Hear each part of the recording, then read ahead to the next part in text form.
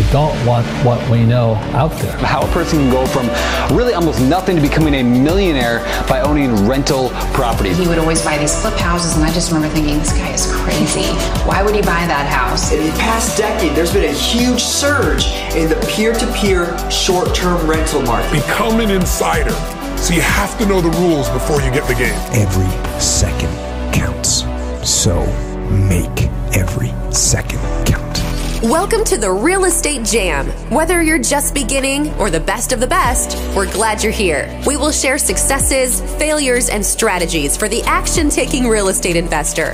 And now to your hosts, JD, Annabelle, and Melissa. Hi guys, and welcome to the Real Estate Jam. I'm JD. And I'm Melissa. I have Melissa. And today, we're super excited to bring to you two real estate investors who have done a tremendous amount of stuff in such a little amount of time. We have the co-founders of the Adventurous Real Estate Investors. We have Suzy Sevier and Michael Barnhart. Guys, we are super excited to have you here, and I'm really stoked that you're going to be able to share your story with our audience. I think it's an honor to have you on. Michael, you're also active duty Air Force, and we really appreciate and support that. So thank you. Yes, for sure. Thanks, JD. I appreciate that. And Melissa and JD, we're really excited to be on your podcast and be able to provide value for your listeners. So we're excited. Great. I'm really interested in y'all telling your story from 0 to 88. and what period of time was that? So from the time that because we had like a false start initially. So when we went straight into multifamily and the education changed, that started in August. So of 2020. Yeah, 2020. So almost 10 months now. That's crazy. All right. So start at somewhat the beginning on that. Absolutely. I can definitely go. All the beginning. This is the beginning. Yeah. That was good. When does the beginning end? Right. Yeah. Well, hopefully it doesn't. Right. So the entire journey started when COVID-19 and the lockdowns happened. Over here, we were essentially sent home and they said, we don't know when we'll open back up. So, let's hope for the best. And with that, Michael and I didn't know what we were going to do. We don't have a TV, so we decided to have a mini book club together. Oh, and I said over here. So for the listeners, we're in Cambridge, England. Yeah, so we're in Cambridge. Let's circle back on that one. Yeah, sorry. I was like, across the pond. Yeah. Yeah. And so we started a mini book club with each other. And one of the books was Multiple Streams of Income. And a few chapters in, it talks about real estate investing. And Michael was like, hey, skip all the other chapters. Just read this one. We should do this. And I just said, okay, and from there, we just consumed as much education as we could. So YouTube videos, podcasts, books, whatever we could find, because we quickly realized that those education pieces were out there and they're endless, but that everything was also going virtual. So we knew that if we educated ourselves enough to be comfortable to go into meetups and conferences and actually know what was happening and going on, that was a big thing for us. Or even just to reach out, on a Facebook group, to ask that first question is scary. And so a month into that or so, the education piece, we actually did do that. So Michael posted a Facebook post in a military real estate group and just said hey, I'm in the UK. Is anybody else doing this from this far away? And we got answers and it was oh my gosh, there's other people like us. This is so cool. What group was that? That was Military to Millionaire. Oh yeah. We're friends with David and he's been on our podcast. We've had him on we've had him on our podcast. We've been on his podcast. Solid dude all the way around. Yep. Absolutely. Totally agree with that. Yeah, he's great. But so with that too, with those introductions and interactions, an individual that we met named Marcus Song, he was like, hey, I'm going to this conference in 2 weeks. You guys should consider going. And it was Veterans REI hosted by Bill Allen. And so we went and we're just blown away, right? Because you learn about all of the different types of real estate. They talked about multifamily, they talked about self-storage, like house hacking, fix and flipping, burrs, all of the above. And initially, Michael and I wanted to do burr investing. So what that is buy, rehab, rent, refinance, repeat. I got it. And because we were like most who were like, okay, well, this single family homes is something that we can manage with just each other. And so if we fail, then it's just on us, right? And we had set up an entire team actually to do this in a Midwest city in Cedar Rapids, Iowa, and an inland hurricane went through. And so we had 2 properties under contract and couldn't close because the contractors couldn't put bids on them because they were like reviving the city, which we totally understood. You know, it was devastating. But so at that conference, Whitney Sewell actually chatted with Michael and was like, hey, you don't have to start with single family homes. You can start with multifamily. And so that's how we had like our false start, because right when that inland hurricane went through, we were like, okay, well, we can't just wait for the city to rebuild itself. It could take a year or more. So what do we do now? And our 5-year goal was to get into multifamily. So we decided that we were just going to do it then. And we just pivoted all of our education at that point and started going to meetups that were just about multifamily investing and started going to like completely different types of conferences just so that we could absorb as much, because we didn't know how long stuff would stay virtual. And so because so many conferences and meetups were virtual, we had to just like take it all in. Yeah. Right. I think that's one, it's a really awesome story, but 2, what I really think that I want to hit in on for some of our newer guys is that what happened was you had a plan and something came and got in the way of that plan. And instead of throwing in the towel, instead of giving up, instead of deciding, okay, well, all the bad things happened to me, what you guys did was take ownership over that situation and pivot your direction to something that, and so you took that adversity and you turned it into something that's been a benefit. And I'm wondering, I think I know the answer, but do you feel like that was probably the best hurricane that's ever happened because it switched your whole direction? Absolutely. We try to find a silver lining and everything. That's kind of like, our whole story so far in real estate investing. Like COVID happened, we found the silver lining, started a business, right? A hurricane went through the town that we were, inland hurricane went through the town that we were going to invest in. Silver lining there was that we were able to pivot into multifamily. Yeah, it's like a reoccurring theme with us. So yeah, I mean, if we would have had those 2 properties, those 2 doors, we would have been severely impaired as far as like our growth. Right. I feel like that happening to us forced us into something bigger and better. So I'm glad that happened. I mean, it's a terrible thing that happened to the city, but I'm glad it happened for us. So will you jump a little fast forward to, okay, so how did you pick your market? How did you find the property? How did you we it? How do you manage it? Because those are always the big keys. Yeah. So finding the market first was, we were posting, because one thing that Bill Allen talked about was like, hey, making his transformation from being Michael, the Air Force officer, to Michael, the real estate investor, right? So blast that out to everybody on social media, put it out there and let everybody know what you're doing or what your plan intentions are and stuff.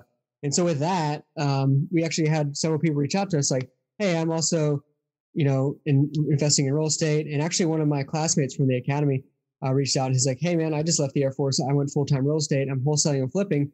I'm also interested in multifamily. Like, let's chat. And so we got on the phone, we chatted, and it turned out like the market that he lives in, which is Oklahoma City, we were very interested in it. It came up on our radar when we were doing market analysis because we're looking for cash, we're looking for high cash flowing assets, not really too much worried about the appreciation aspect. So with that, I mean, Oklahoma City and Tulsa are right, and Tulsa's right next to Oklahoma City. And so that is how we kind of identified our market. Like it was in our initial market analysis, but then having our boots on the ground partner, somebody that we needed from over here, we needed somebody to like walk the assets, touch the assets and like smell them if necessary. But that's true. You might need to smell a couple of units, right? But of course. But we needed somebody on the ground to do that. Right? Yeah. So that's kind of how we identified our market. And like, so that's kind of our market, our team. That was our initial team. And then just like Suzy mentioned earlier, like we started networking like crazy. At one point, this kind of leads into financing as well. Like somebody told us along the way, like if you're going to raise capital, if you're going to syndicate a deal, like 10% of your list is going to invest on your first deal. So we're like, okay, if we want to raise $500,000 and the minimum investment is $50,000, we need at least 10 people to invest. We need 10 people to invest. We need at least 100 people on our list if 10% is only going to invest, right? And so we're like, okay, we need to keep pushing to get at least 100 people on our list before we even consider like getting a property under LOI and then eventually under contract. So we, going crazy with everything being virtual, we set up so many investor calls per week. At one point, we were doing 20 to 25 calls a week, just meeting new potential investors and learning about them and their investment goals. And just in order to build those relationships that we need in order for them to invest in a deal. Yeah, I just want to add to that because that can sound really daunting, right? Like, oh my gosh, how do I have time to do 20 to 25 investor calls a week? But the thing to even take from this story is like, just start now, because then you won't be in a position where you have to do 20 to 25 investor calls a week, right? But for us as well, we had to take advantage of people still wanting to be on Zoom. So that's a huge part of what that plays as well. Like at this point, I know in the US, like people are having more in-person meetups again and doing more in-person interactions. So those are like two main differences, is that like we knew people are still into Zoom, which is great because it works for us, but also, yeah. And so just keep that in mind, because 20 to 25 sounds like way too many for a lot of people. And it was way too many for us, but we did what we had to do. How did we identify? So it was people at meetups and people at conferences. So we found out right away it was not going to be our friends and family who were investing with us. And so that's where the meetups and the conferences really came in, because we would screenshot the people who were on the screen. We'd reach out on LinkedIn and be like, hey, it's great to connect with you or see you in this space. And then just organically have the conversation, and through that, you can find out what their real estate investing goals are. But that's how we knew we were going to meet people, was in the conferences and in the meetups, because we can't meet people really any other way than virtually. And then did y'all formulate together kind of an elevator pitch that you would pitch to them? No, it's just very like organic conversations. Once it was one-on-one and on Zoom, it literally like one of the only question I really care about was like, why are you interested in real estate investing? And so through that question, like these people are talking about themselves and their stories and their family and their life. And at that point, I don't need an elevator pitch, because they just like elevator pitch themselves, Sure. I mean, it's true, because like when people, like we had some calls where people were like crying and saying like, oh my gosh, I'm doing it because I need to do it for my family. And I was like, I know, I mean, it was like some of the conversations really get you deep. And so it was literally just like remembering that they're humans, and as humans, they want to be heard and acknowledged. And we just made sure that we were doing that, because that was like an important piece to us. And this piece of investing is something that is information is very needed. People need to be educated more on how to do that, because it's such a big part of being successful in the real estate investment world, is being able to get that private money. So, but it's such an uncomfortable area for people to talk to at first. So how did you get around that to get to the point of what your call was really about? Yeah, I mean, Suzy can talk more to this. And it's just like being vulnerable, like, and it's, let me add one other thing. So you didn't have the project first. You were getting the money first and then finding the property. So as an investor, I would be concerned that you were new. And then if I was putting my money in with someone who was new. So share how you get around that. Gotcha. Yeah. Okay. Totally understand now. So the biggest thing for us is like, we were aligning ourselves with other strong asset, either asset managers or, just operators as well. So we actually, through the networking, we actually found one of our mentors, just organic mentor that we met, who was investing in the same area that we were interested in investing. He was trying to take down bigger deals than we were. And so we weren't competing on properties or anything like that. And I was like, after several conversations back and forth over weeks and months, like I started to build a relationship with him. And then he noticed that I continued to show up. I continued to keep, asking him questions, continued to be engaged, and just, showing up consistently. He knew that I was like for real and wasn't just like, this was like a fleeting thing and I was just going to give up, whatever. And so with that, like he decided, hey, let's have like a weekly meeting. Like every Saturday, let's meet for an hour or two or 3 or 4 and chat. And, let's go over underwriting. Let's talk about the market, the specific sub-market, and other things that would come up in underwriting or in asset management. So with that, like we built a really strong relationship with him. He actually was on our first deal as well. And then we also had another person who also was experienced. So we had our team built, like, yes, Suzy and I, it was our first one, but the rest of our team, even though that Suzy and I were the lead sponsors, technically on the first one, we had the right people in place in order to ask the questions we need to ask and to make sure that we were confident and comfortable moving forward with the deal. But like a huge part of that was just being consistent, right? Mm-hmm. So because we were showing up at the meetups and at the conferences, people heard us then say like, oh, we're in Tulsa, we're in Tulsa, we're in Tulsa. So that's how that organic like introduction occurred, right? Because it was like, oh, I know someone in Tulsa, like, and I've seen you in this space before and I feel comfortable doing this introduction. But then another thing that I found was that just doing what we said we were going to do. So whether that was making an introduction, whether that was showing up when we were supposed to, like, that's a huge part, especially in making a team, right? If you potentially want somebody to be like your mentor or be a part of your team, make sure that like if you are going into weekly calls with them or bi-weekly or monthly, that when you get there, you have done the things that you said you're going to do, because that's really how you show that you're serious about this, is just through your actions. And that was just a huge part, that we were just there and doing what we said we were going to do. Right. That's very cool. Yeah. Super, super smart to leverage the experience of those people around you. Yeah. And to recognize that when you're first starting out is huge, because a lot of investors starting out feel that they have to do everything by themselves. And that gets them into the education phase where a lot of people get stuck because they don't know what to do and they don't know how to overcome that. So to see you guys be able to overcome those obstacles so early in your real estate investing career is amazing and inspiring.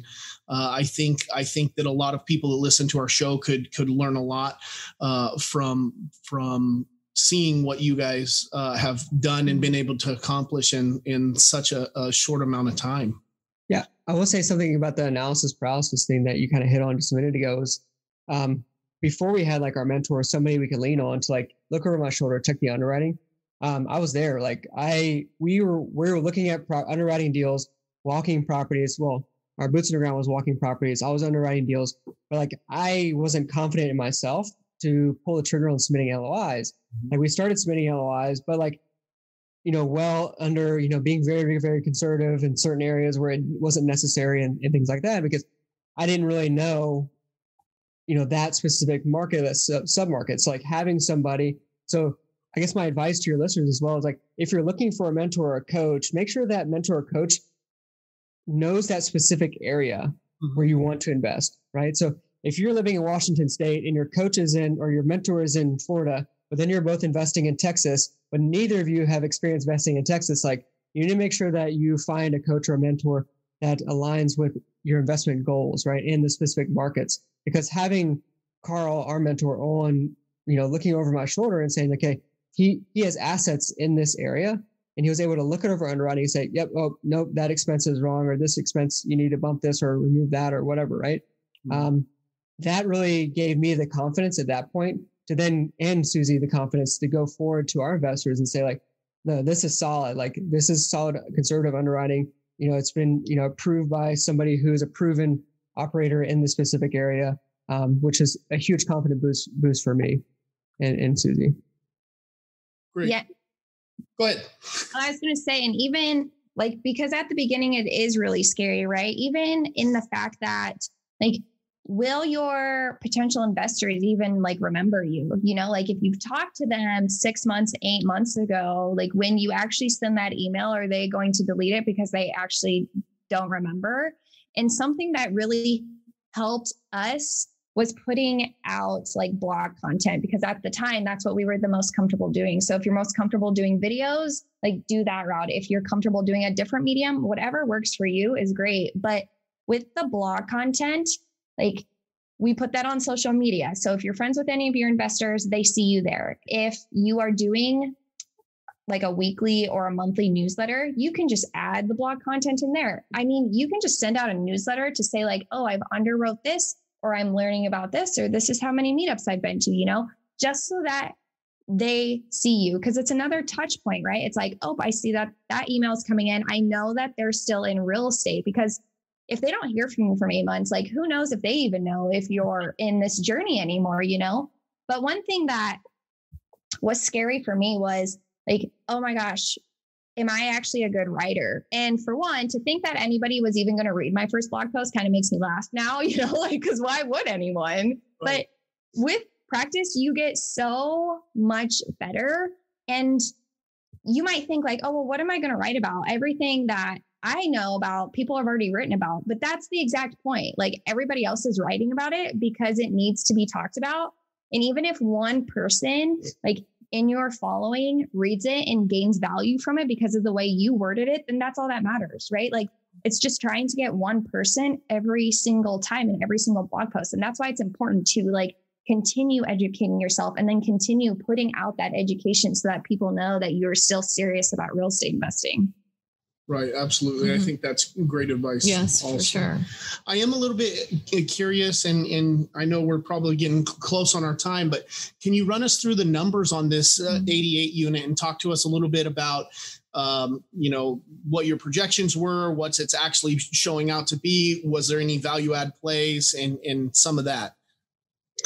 Yeah. So the numbers, so the purchase price was like 4.375 million. We raised 1.75. CapEx budget was, I think we got like, well, talk about the loan real quick. We had, this is what I love about this deal too, is like, we got like 81.5% leverage, you know, with the soft costs rolled into it and everything like that. It was a Freddie Mac small balance loan, and it was a hybrid loan, which is it was 5 years fixed. What is 5 years fixed? And then it's 15 years floating. So it's a 20-year total loan, right? So given the current economic, you know, whatever you want to call it, is happening right now. Like a 20-year loan was a very safe option for us and for our investors. Like our number one goal is to protect capital, right? And so that loan vehicle, it just allows us to do that. Because in 5 years, our business plan is for 5 to 7 years, right? But in 5 years, if the market is upside down, we have the opportunity to hold that asset for even longer, right? Or we can exit earlier, you know, depending on the market conditions and things like that. So, like I said, the capital raise is 1.75. The CapEx budget was $525,000, and for that, we are actually adding washer and dryers into all the units. So one thing that Suzy and I do, all the one-bedroom units, sorry. One thing that Suzy and I do in our business plans are, after we underwrite a property and we start developing the business plan for the property, we take a step back and we say, hey, how are we affecting the residents? Like, what impact are we making on the residents' lives that are living there, right? Because that's our number one priority, right? People first, right? Profit second. So we want to take care of the residents that in the apartment communities that we're taking over. And so we make sure that we're doing that. So for example, there was a lot of, I wouldn't say a lot, there's some deferred maintenance that need to be taken care of. There's a lot of, maintenance requests that came through. Of course, you know, as sellers are getting ready to sell a property, they forego any kind of maintenance request for like 6 to 9 months or whatever, because they're trying to thin out the expenses and make the NOI boost. So when we took over the property, it was obviously and when we walked the property, we knew there were some issues with the current property management company. And so we were able to provide like a safe, secure place for these residents. And then on top of that, adding, you know, amenities that are nice, like some seating around the pool area, also adding like a dog park, and then also just fixing up the place. I mean, there was a lot of rotting wood and things like that we took care of. And then on top of that, even further, we're adding the washer and dryers, as I mentioned, into the one bedrooms, which just really gives people so much time back in their day. So with that, like the whole theme of our business plan, or Suzy and I's business outlook, is to focus on a different ROI. And that ROI is return on impact. And that's how we do it. Like we make an impact in the residents who are staying at the apartment communities that we're acquiring, but also making an impact on our investors, right? So we're able to help not only our investors, meet their investing goals and their financial goals, but also providing, basic shelter and basic needs for the residents living in our apartment communities. So how is it going? The numbers. So the numbers are, I think we're doing an 8% preferred return, and we're still in the stabilization period right now. So there's a lot of things that we're bringing online because we closed in February of 2021, at the end of February. So it's been March, April, May. So like 3.5 months now. And so we're still in that stabilization period.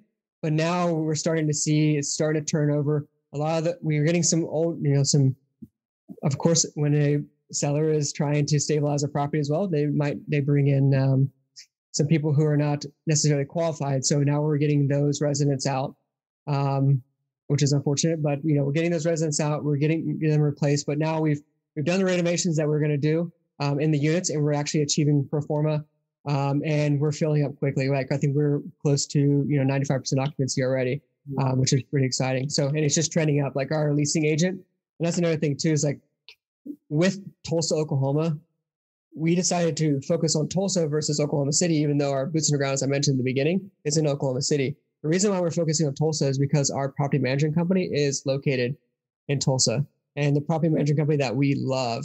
And the reason why we love them is because not only do they align with our values, but they also provide dialogue for us. A lot of property management companies, when you go to them, you say, here's a business plan. Can you achieve these? And they're like, yes. And can you do this? Yes. They're going to say yes, man, or yes, woman, right? When you find a property management company that actually provides feedback and dialogue when you're actually asking or talking to them about these things, then you found a great property management company. They're not just going to BS you, and they'll actually be able to provide value before you even submit an LOI on a property. Nice. Yeah, that is very nice. Yeah. Well, Michael and Suzy, we're super excited. I think that you provided a ton of value. Yeah. There's so many things that we could go down and keep talking. But what I'd really like to know now is if some of the people that are listening to our podcast want to reach out to you guys or see what you're doing, or if you're sending out your newsletter, what is it that they can, or where is it that they can go to find out more about you guys and what you're doing?